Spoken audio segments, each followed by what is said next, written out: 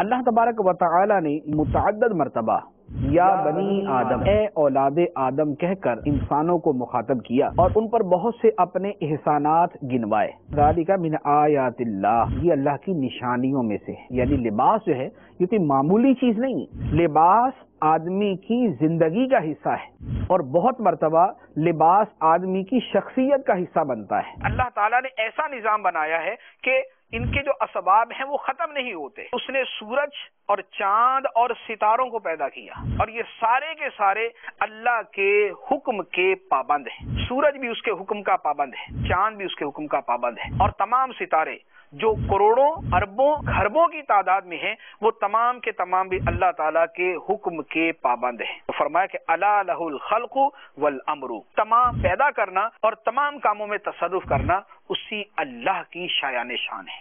دیکھیے سلسلہ فیضان قرآن بروز جمعہ مدینہ منورہ میں شام 4 بجے اور پاکستان میں رات 6 بجے مدنی چینل پر۔ صلو علی الحبیب صلی اللہ تعالی علی محمد۔ مجھے اپنی اور ساری دنیا کے لوگوں کی اصلاح کی کوشش کرنی ہے۔